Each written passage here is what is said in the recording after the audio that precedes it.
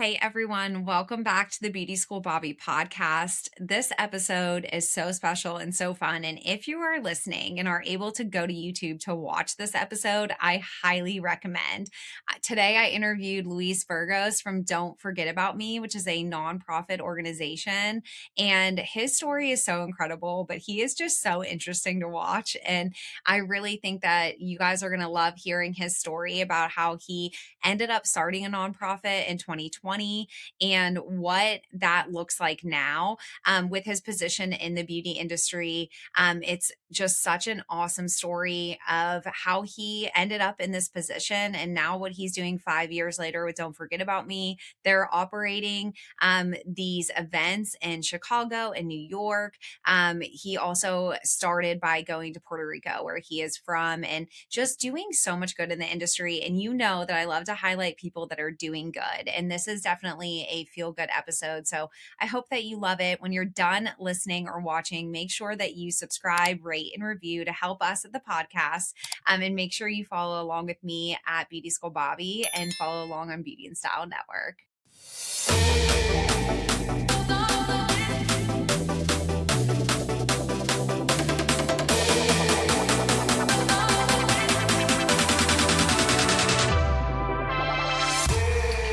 Louise, welcome to the Beauty School Bobby podcast. Thank you so much for being here today. Where are you? Where are you located? I didn't even ask before. I'm in Hyde Park, Chicago. Awesome. Okay. Yeah, So we it's just my love office. Chicago so much on this podcast. It's I don't know. I feel like eventually I need to get a summer home there, not the winter, because I know you guys is it negative degrees there right now? Right now it's brutal. It's what, like 4 degrees, something like that. I'm not quite Oh sure, my but it's a little brutal. It's a little brutal. So, yeah, I think it's like minus something. But Yeah, yeah, I can't handle that. That's too much for me. I need Tennessee winter still, and then we can come up in the summer. With Chicago is just so beautiful and just filled with so many incredible people. And thanks to America's Beauty Show and our connection with them, we have been introduced to the best of Chicago. I think people like you that we've been able to meet. You are such a personality, and you're so your energy in a room. I will tell you, because at Beauty Gives Back this year, I remember being wait, who is that? How do we not know him? Who is he? And I talked to Mariah about you. And again, she just had so many sweet things to say. So I'm so excited to introduce you to oh, our audience. that's So wonderful. the main reason that I wanted to talk to you today is to talk to you about your organization. Don't Forget About Me. Yes. What you're doing is so important. And it really is. The second that I heard about it, I was like, wow, I can't believe that this exists. So I kind of want to go Mhm. back to the beginning about Mhm. how you became a part of this organization, how this all started, and how this all happened. So from the beginning, when did this start for you? Well, so this happened after Hurricane Maria. I'm from Puerto Rico. Okay. And I still have family in Puerto Rico. And watching the news every day, I was just like, oh my God, this is a total devastation of what's happening there. But also at the same time, the numbers of domestic violence went up because all the organizations that help women were closed, phone lines were down, so a lot of the women were pretty much trapped with their abusers, right? So the number just went up, trauma. So I was watching all this, and I worked in the beauty industry for many years. I was washing hair. I was not a stylist, but I used to work in a hair salon. And I had a couple of friends, and I called them up and I said, listen, do you want to go to Puerto Rico and give free haircuts? And I do massages, so do you want to go and just do this with me? And they were like, sure, why not? And the name of Don't Forget About Me came about. I was watching the news, and this woman was trapped for like 2 days in her house. And the reporter went up to her and she just hugged her, and she said, they forgot about me. you know, and I flipped that to don't forget about me because it's such a common thing when you go to someone's house. Listen, come back, don't forget about me, okay? We'll have coffee, like it's a very community kind of talk that you have with someone. So that's how it came about. So we flew to Puerto Rico. We partnered with an organization called Casa Julia de Burgos, which they have a shelter in San Juan, and they have a different hubs in the island. So we drove around, and I got to tell you, at first I was like, "Is this something? Is this something that people need?" Or and they do. People need to be taken care of. People need to, you know, for you to see their humanity, and I think, we started what 2020, and now we're 2025, and we did this journey, and we are super happy that we are doing this for women, for survivors of trauma, whether it's domestic violence, natural disasters, or community violence.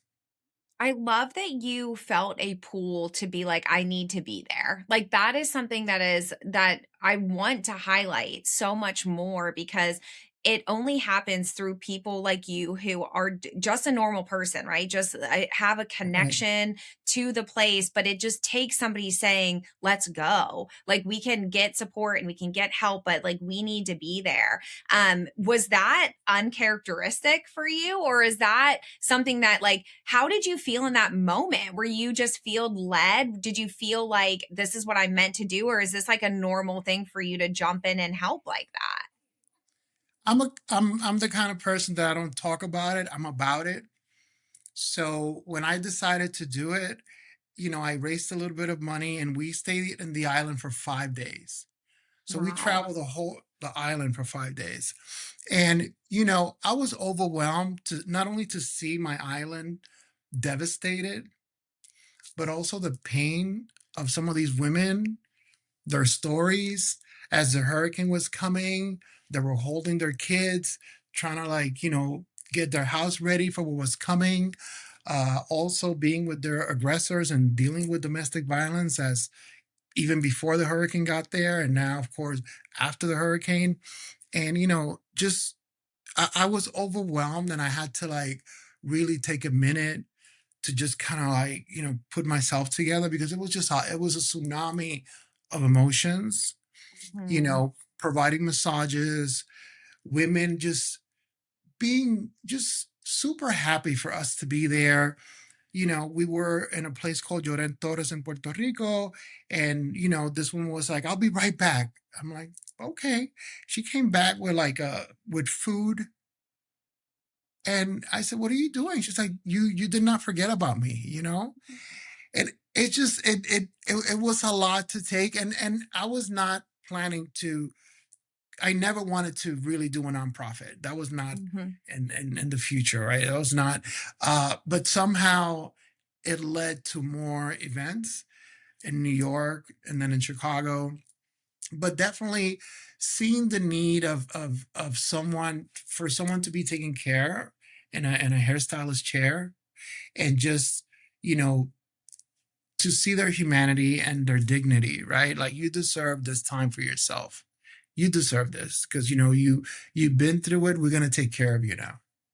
I think like you said, like a lot of people will maybe feel that pull, but they're like, maybe it's not me. I'm not supposed to do that. This isn't my path. This wasn't my plan. I think that holds a lot of good people. Like a lot of people feel that like I just want to do something. And I think it's so important to speak to people like you to say, like, no, you actually can do it, even if it's not your plan and it's not what you thought you were gonna do, because when you feel that pull to help, you should help. Like that's what's going to make the world a better place, right? Is more people stepping up and saying that I'm going to do this. Now I know that wasn't, I'm sure, an easy route to go for you. I'm sure it wasn't like, oh, we just hopped on a plane and then we went and No. whatever, but like Oh, but But I know that having support from people, because there are so many people that want to help and can support financially or can support in different ways if you're willing to go. If you're willing to do it, it's almost like the if you build it, they will come kind of thing. Like it Right. really is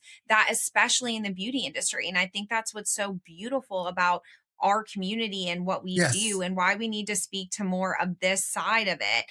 Yes, you need to get through beauty school, and yes, you need to do all the things that you're doing to become a professional, but there is a huge nonprofit part of this industry that isn't That is correct. highlighted a lot. And I think it's what we should be, speaking about more, because it's so important just to impact the world in a better way. Like we have a community that's able to help. And I think it's so special that you felt that call and actually went. Because again, that's rare. That's not something that a lot of people can do. What do you remember about coming back after that? Were you on fire to build something here, or what was that time like when you came back?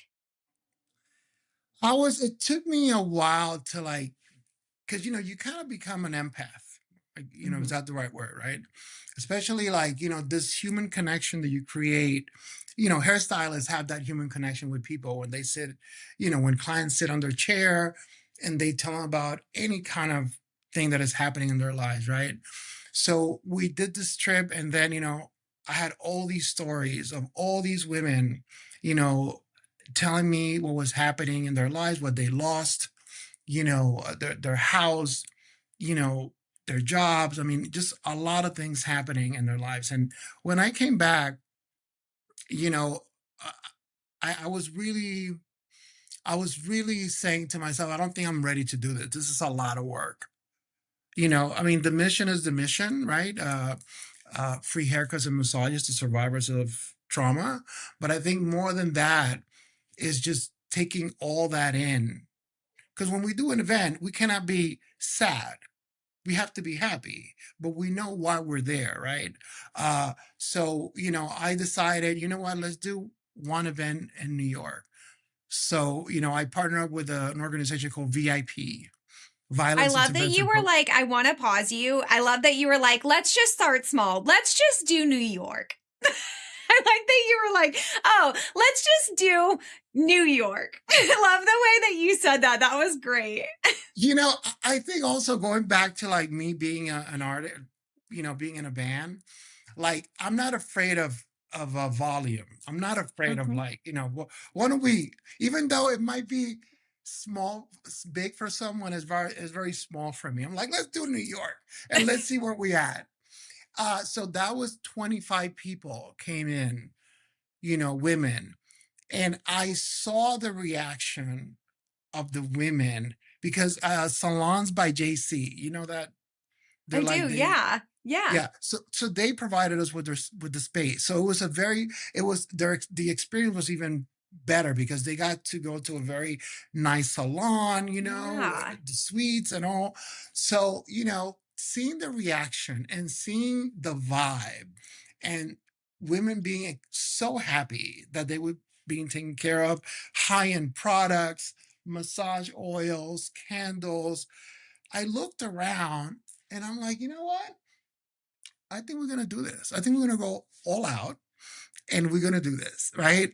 And I think after that New York event, Puerto Rico was like, okay, this is how people feel, but this is how in New York, this is how people react to when you're taken care of, right? Like, so after New York, I kind of decided I'm stuck. I'm stuck with this. Like, this is something that I would like to do, have a human connection. Also, I have a son.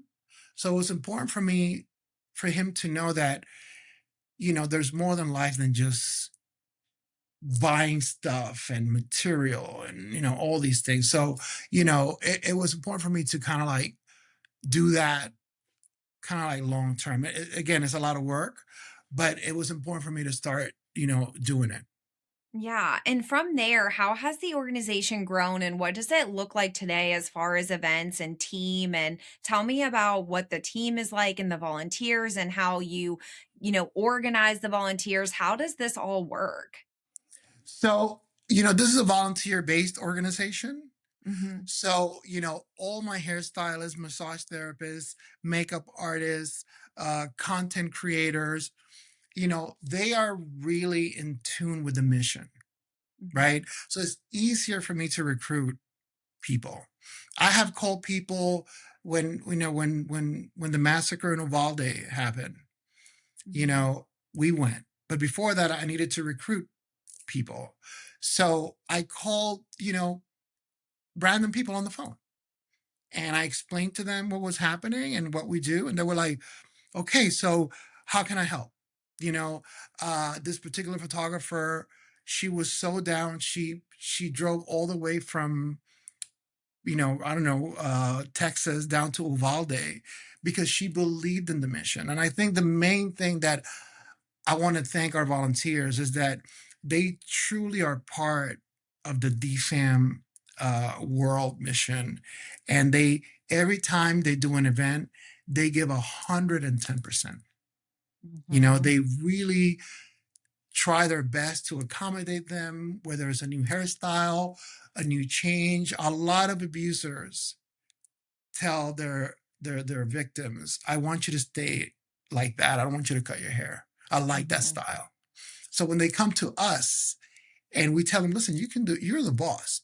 You can do whatever. We got the best hairstylists in New York, Chicago, Puerto Rico. We can do whatever you want. And that's one thing that I really appreciate about our volunteers. The team itself has grown into a community that they know each other. They work with different stylists. So we really have become like a family in terms of when we do the events, everybody knows each other. So that has grown into a wellness community, if you want.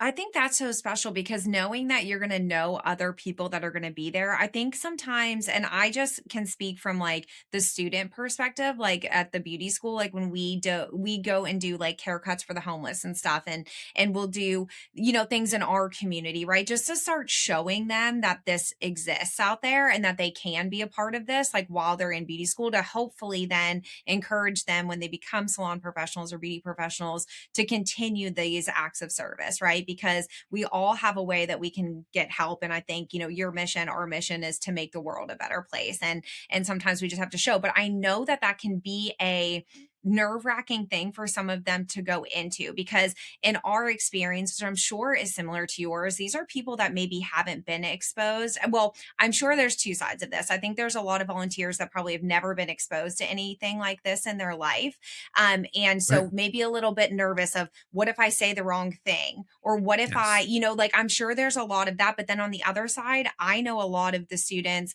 that have volunteered have been in situations where it's funny because you're like, you would think that they wouldn't want to maybe be around that situation again. It would be hard Yes. for, but it's like, no, they're the ones that want to step up and help.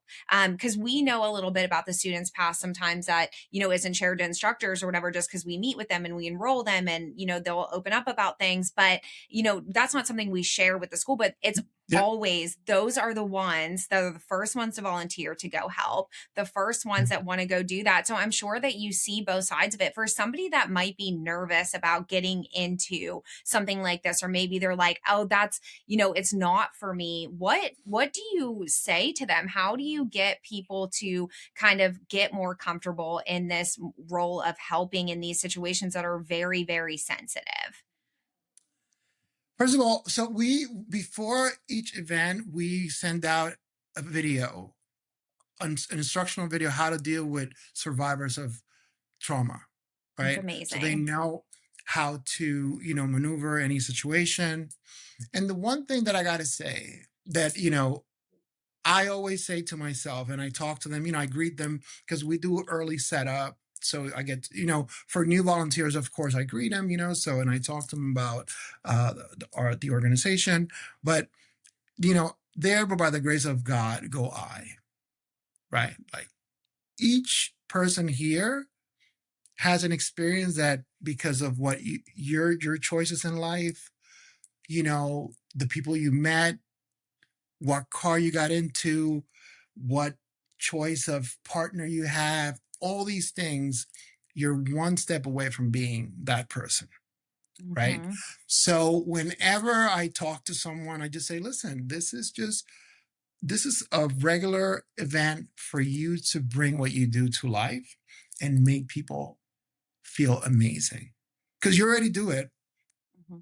in your salon or in your business, but you're bringing this now to a higher level of like, this is what I'm gonna take care of you, and you don't have to worry about anything. So, again, it's just talking about the human connection, and stylists already do this every day. They do Mhm. this every day. And I think when you see our videos, when you see our content, I hope the one day you can come to one of our events, by the way. I Uh, would love that. the vibe, the love that's in the air. We did an event for um, uh, teenagers, our first event this summer. It was a teenage prevention suicide program. Mm. I was overwhelmed. I have a teenager son, you know, but I saw these young ladies just being, Mona in New York donated her space. So they were in a hair salon on 7th Avenue in New York City, Wow. being treated like queen. And it just felt amazing, right? So I think when you see our content and on Instagram, I think automatically people are like, I want to do that. I want to be there, because it just feels good. And the fact that you work with your hands and you can make someone feel amazing, it really helps. Yeah, I think that confidence is really important, especially I love to hear that you're working with younger people as well. I mean, we know that with domestic violence, I mean, that abuse, like there, it's all ages. And I think that it's so important that we focus on the youth because you still have Yes, time to really make a difference in their life and know that, like, especially for somebody young, I mean, I mean, age is whatever, but you know that with somebody young, I mean, them being in that salon, that could be like, wait, I want to do that someday. And that can be their ticket out to that's a right. completely different, successful life that is full. And they're going to remember that forever. And so being able to use like the good of the industry too, to show them that and to show what a light this industry can be, I think is so impactful. I know that you all are super involved. About how many events are you all coordinating, like at a time? What's coming up for 2026? Like, what is on, kind of the schedule right now? Well, we try to do 10 events a year, Okay, right? that's a Right lot. now, right now we're having an event in Puerto Rico as it's at 3 o'clock. Awesome. With the elderly. So I have a team in Puerto Rico, and they're going to be providing manicures, haircuts, barbering. So that's very exciting. So we try to do 10 events a year. Um, right now, because of what's happening here in Chicago with migrants, that Hmm. has scaled down. We want to keep our participants safe. Right. We want to keep our volunteers safe, but we aim to do at least 10 a year, if not more. So when we did, for example, Uvalde, that was not really, of course, scheduled. That was a Right. special event that we did. So we have also those kind of, special events that we do, that something does happen and we feel that we can contribute, and provide services to the community that's been affected. Um, we're hoping 2026 will, again, it's extremely difficult. A lot of our organizations, in terms of, because we partner up with community-based organizations, Hmm. and they provide us with the participants, whether it's Right. in Puerto Rico or New York or Chicago. And it's very challenging right now for nonprofit organizations. So we're Yeah. hoping to still do the work, 2026. Yeah, well, I think even now it's going to be more important that as soon as as things change that you all are able to jump in and are able to, because just like with the natural disaster, with this happening, a lot of people are being kept inside and are, Yes. going through different things. So I know that that need Yes. is going to be there, and I know you all are already prepping and ready for Yes. that when the time is safe, like you said. And it's Mm. crazy to think about all of these outside factors that come into this. And I think that that is the one-sided nonprofit that it's really hard to predict, right? And the funding needs to be there for when it is time, right? And so I know there's two different ways that people can get connected. I'm sure that there is a way that people can donate funds Yes. financially to this organization as well as volunteer. So tell me about how to get connected, and in those two ways, how are people able to help? Well, please go to our website and click on the link and donate. Also, right now we are partnering up with hair salons. So, for example, in New York, we did the Mona Cut. Hair Story is a brand that they have their own space on Fifth Avenue. And also, I think Blackstone Collective in New York. We did three amazing events with them. So we are looking for partners here in Chicago.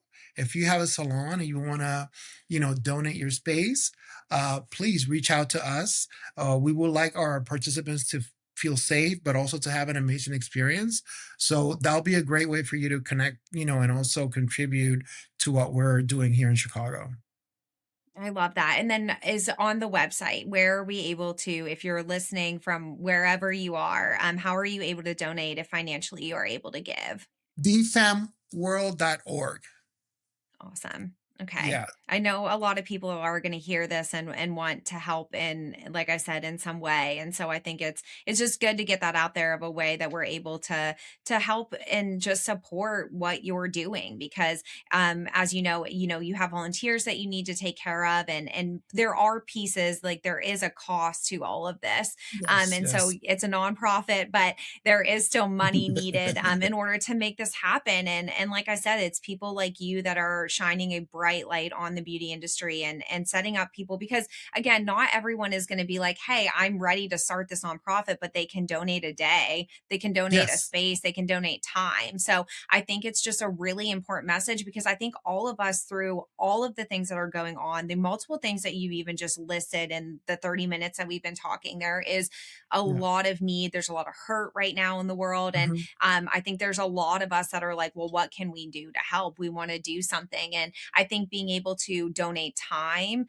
is, again, it's the, I know it's a day off if it's a Sunday or Monday or whenever it's happening, but you're donating your time, but you're donating your skill. And I think, I'm Yes. sure, what I do know about this organization is I'm guarantee that the volunteers have so many stories of how their lives were changed through doing this. Like, you show up and you think that you're there to Yeah. serve and you're there to help, but what ends up happening is that your life is changed and impacted by the person that is sitting in that chair, or the person that you're working with. And that's the important thing. I mean, that's the thing that makes all of us better too. So I think that if anybody is able to donate time, that's just incredible. Now, are the dates like listed already, or is that something that you send like separately, um based on, because I'm sure that there's a lot of sensitive material and time of Mhm. getting survivors there and everything. So how does that work? So, right, all our events are on Mondays because Okay. usually either salons are closed on Mondays or Hmm. hairstylists are closed on don't work on Mondays. So Hmm. it's easier for us to recruit hairstylists. And our events usually run from 10 to 2 or 3 o'clock. You know, a lot of times we have what is it? What do you call it? A release form that have people sign in terms of recording and taking pictures. But you know what? A lot of times after they get their hair done, all of these women are like, I want to get my picture taken, because they feel so wonderful, And we have Yes. something called Portraits of Resilience, where we started in Uvalde, that is basically, you don't, you can be brave. You can, you are resilient, you look good, you look amazing, and we want to showcase that. We don't really do before and after photos. We want to show that you have survived, that you're a survivor, and you're gonna keep on going, right? So a lot of our events are coordinated with our partners, and they kind of dictate, we're going to go to a shelter, no photos, no video, no location sharing. Mhm. And then we have other events that they're pretty much open. They're you can take photos, you can take videos, but again, most of our events are on Mondays, and we give a month in advance to stylists, so that way I know they're super busy, but at least we give an advance a month away so they can do their schedule and they have enough time to prep. Yeah, that's amazing. I love how that's you're making it easy for the volunteers also. Now, in the state of Tennessee, it's required for beauty professionals to go through domestic violence training, and to have a like a training. I think it's every 2 years that they have to complete it, in order to keep their license, and it's a part of licensure. Is that something that exists in Illinois right now? I think so. I'm not quite sure. But like I said, we do send out our own video and how to deal with survivors of domestic violence and sexual violence. But I think they do. Yeah, it's Yeah. obviously common enough that it has been, brought into a part of licensure and what we do. And I think that the one thing that I think is so important is something that I didn't realize before coming into the beauty industry is the way that beauty professionals are, that frontline person, to look for signs and to like all of those things Hmm. prior to them coming into survivorship, right? So I Right. think that it starts even in the beginning, and I think that sometimes when people are coming into the beauty industry, they don't always realize that it's going to be heavy at moments, and I think it's Hmm. important to talk about because I think it is a deciding factor on, you know, is this something that you can do and that you can handle? There are so many things and so many different reasons that people come into the beauty industry, but knowing that they're kind of front lines for sex trafficking and seeing things on the people that they're working on and what to look for, it was something that like blew my mind. Like it just something I Hmm. never even like had considered it prior to being in the beauty industry. And so it's even more of like a responsibility, I think, for us in this industry to uphold these, this help and this volunteer work and all of this. So I just do think that it's so great that somebody like you in the industry is taking this on, and is able to be that like middle ground in between the organizations that you're working with as well as the volunteers. So I know that that's like a balancing act for you. I'm sure that Yes. it's, you're wearing a lot of hats and you're in between two different worlds because you're in the nonprofit world as Right. well as the volunteer. So how has that been for you in working? How do you find the organizations that you're working with, and what has the openness been to this idea and into your organization? Well, you mean the our partners in Yes. Hmm. so usually I reach out to them. And, when I say free haircuts and massages, they're like, when are you coming? Like, so when are we doing this? But definitely there is a trust that I'm super grateful that they trust us. Mhm. Because, when I come in with our stylist, we look like a rock band, Mhm. tattooed, you know what I mean? Like punk rockers. And, we go into their space and, they we come in with good intentions. The vibe feels right.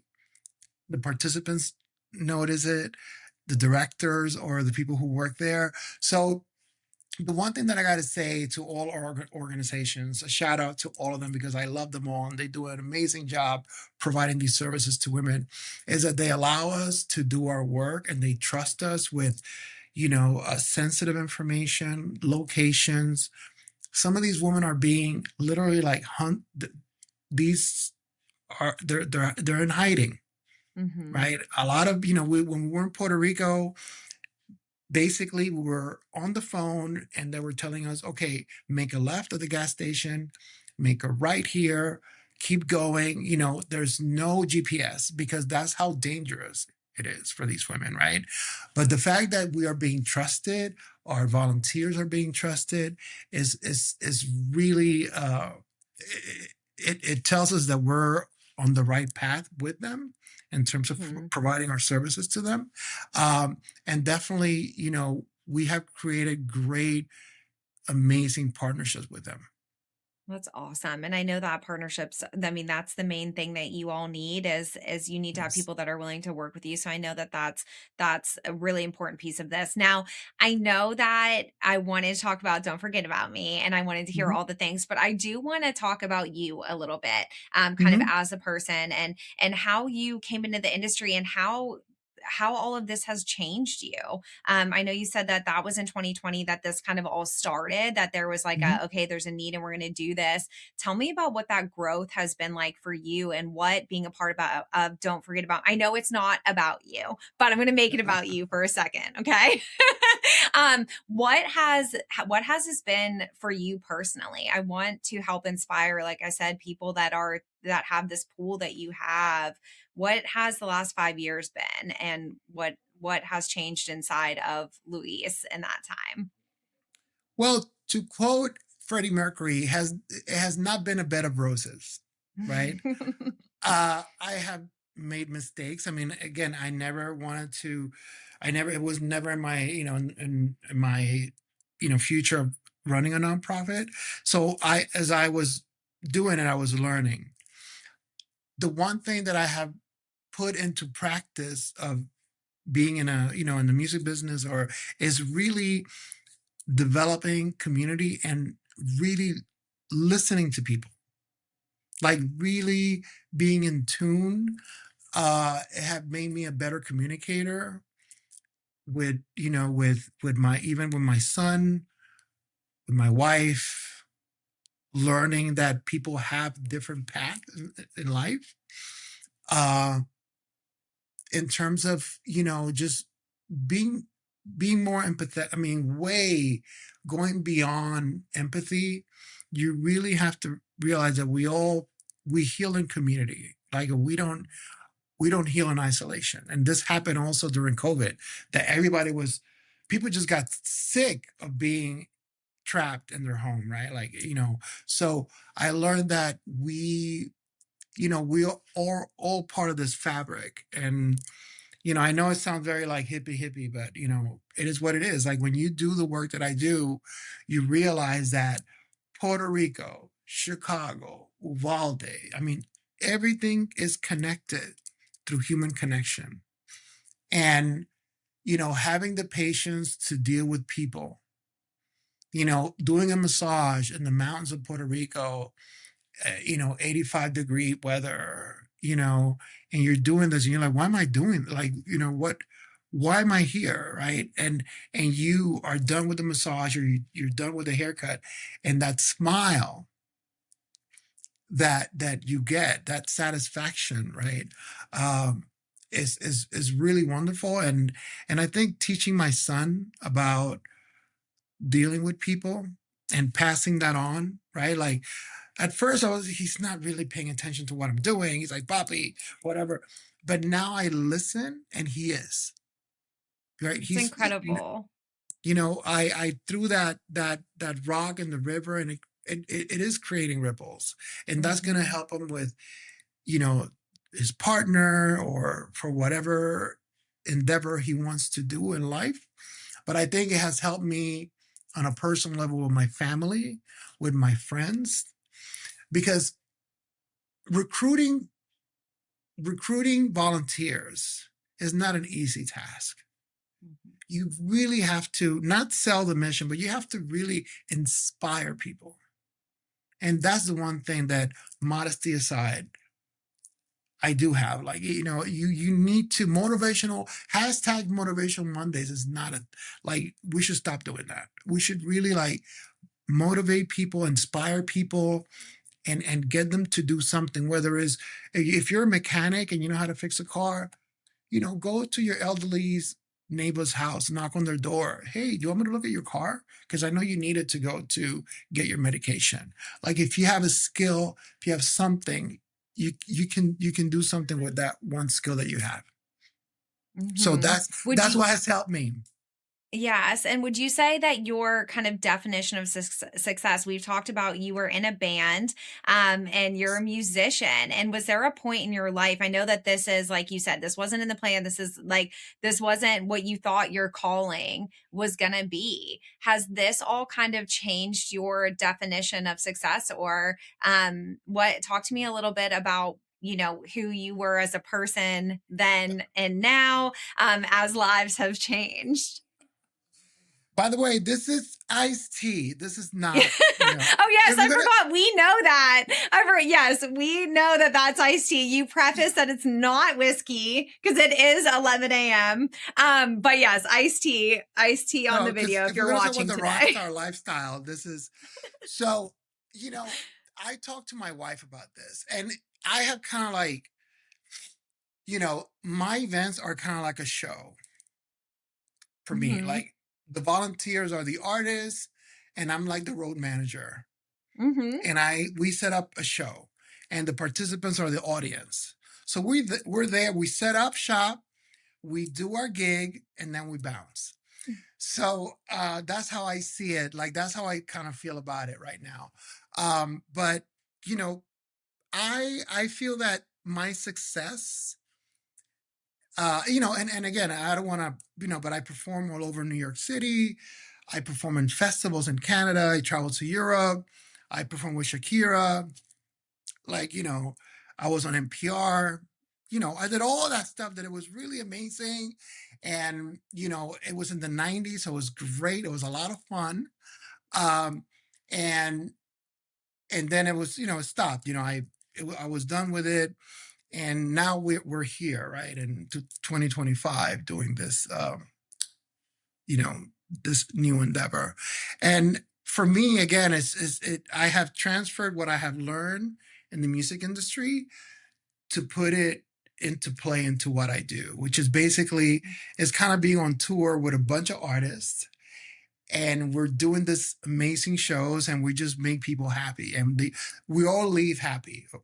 The audience is happy, the artist is happy, and we all had an amazing gig. So success for me is having great events, having an amazing team of people that really care for what we do, and really hopefully doing this for a couple of more years, and just really change lives.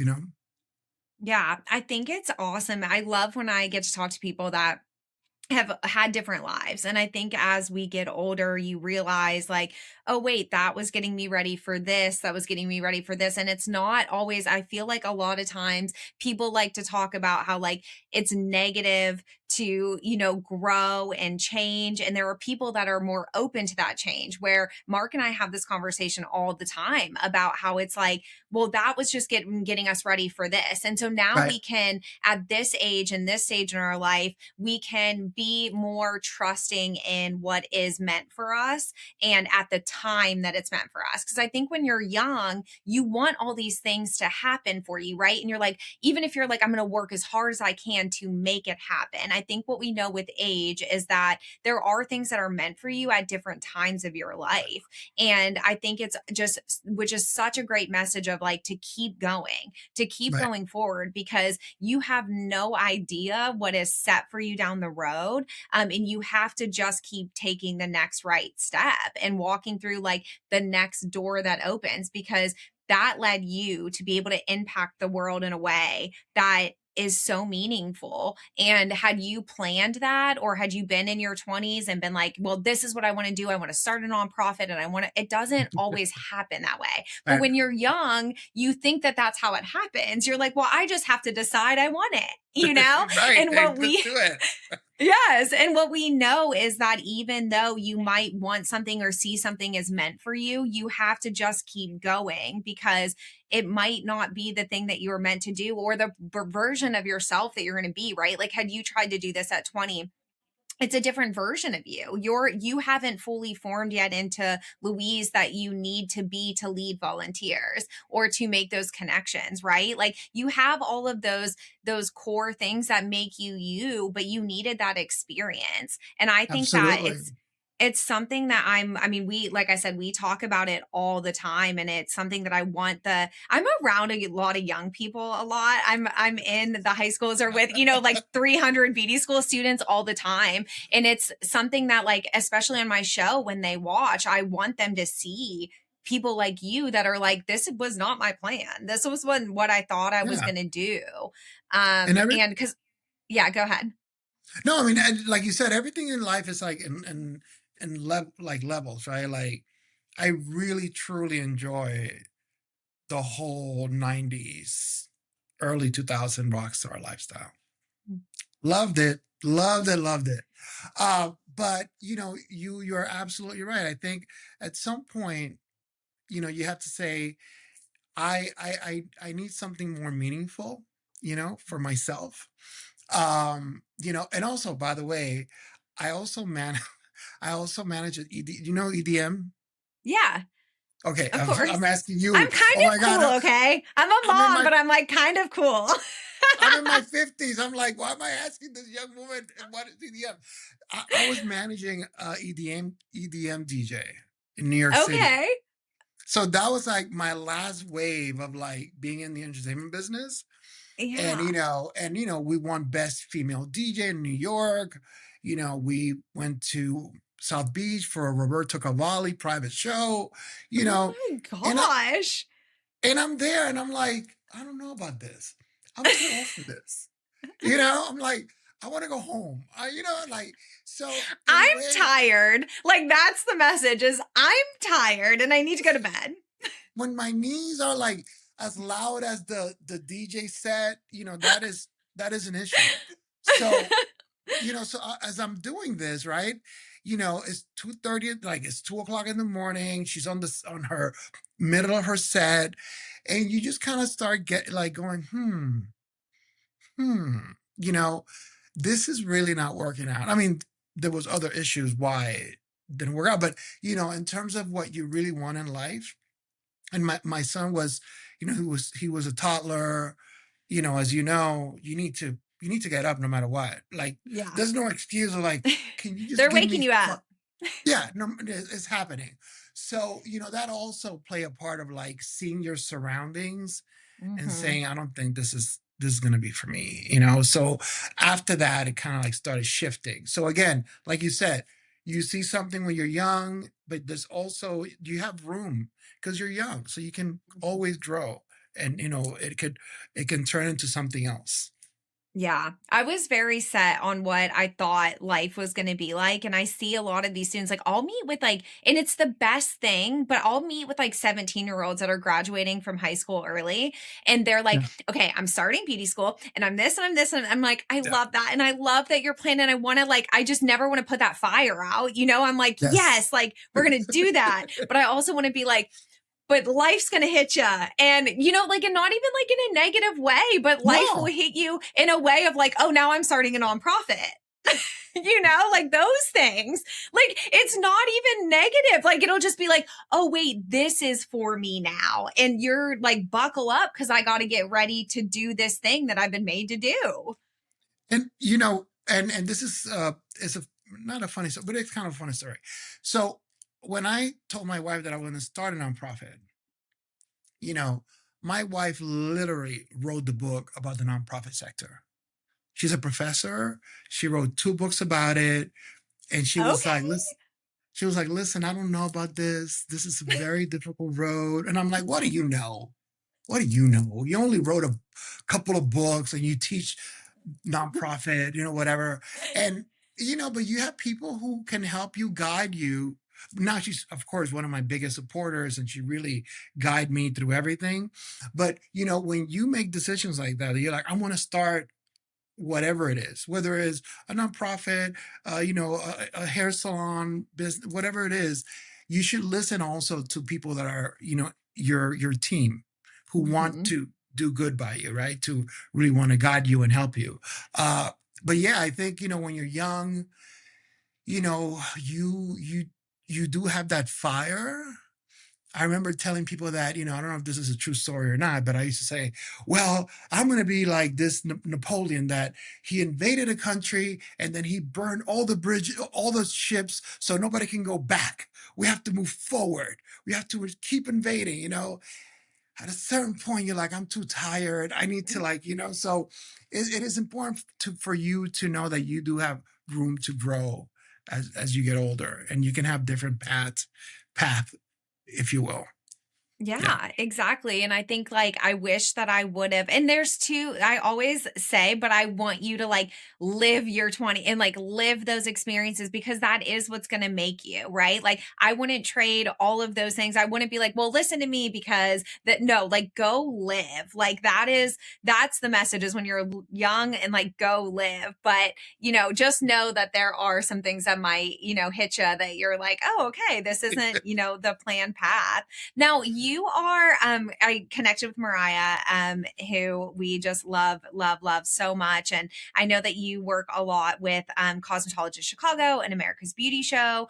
So tell me like somebody that you kind of go to. Like who is your go-to when you are like, oh, I need this in the beauty industry or somebody that inspires you in the beauty industry? Who's that person for you? Oh my God, that's a tough question. I don't know. I in terms of the beauty industry, I look for people who are definitely Mariah is she has an amazing I don't know, light or being or whatever it is that she has, but for sure we have had great conversations about, the work that we do, helping people. So she really I go to her events and I see her like talk to these young people and she just like really like it's like being in church, if you will, right? Like she It just like is. Yeah. and you yourself, you're like, yes, let's do it, so she's one of those people that I really look forward to hear her speak. I also there's a guy named Jesse. He owns three hair salons in here in Chicago, and he's one of those people that you really truly. He's a Latino, and I really look up to him in terms of the work that he has done, and he really works with the community, right? He's one of my volunteers, and his team also volunteers for our events. So he's a really inspiring person, also. That's awesome. Well, I think it's important to just keep spreading that energy and spreading that love. And I do think that the one thing that I know about what we do that is aside from the beauty school and all of that stuff is that we just keep like people just keep coming into our lives that have this insane light about them. And we just want to keep chasing that and keep highlighting like all of the good that is there. And I'm just so thankful that we finally got time to talk. And I have so many more questions for you that I feel like are going to be off air questions about your life in the 90s. But I'm just so thankful. That's a whole other episode. We'll do that one on a different episode. That will be behind a paywall. But I'm so thankful for you. And like I said, I just really want, the main thing about today and about this episode is don't forget about me. And so don't forget about me. You said you can go to the website. It's DFAM World on World, Instagram. dfamworld.org. Okay, awesome. And then Yeah. we can definitely follow along with your events on social media. So thank you so much for being here today with us. I'm so thankful. And we'll make sure that we tag everything so that anyone that's listening can go and find out more information about Don't Forget About Me. But thank you Yes, so much, please. Louise. Thank you so much for having me. I really appreciate you guys, making me feel welcome in the community. Uh, Of course. thanks again for everything. I really appreciate your time.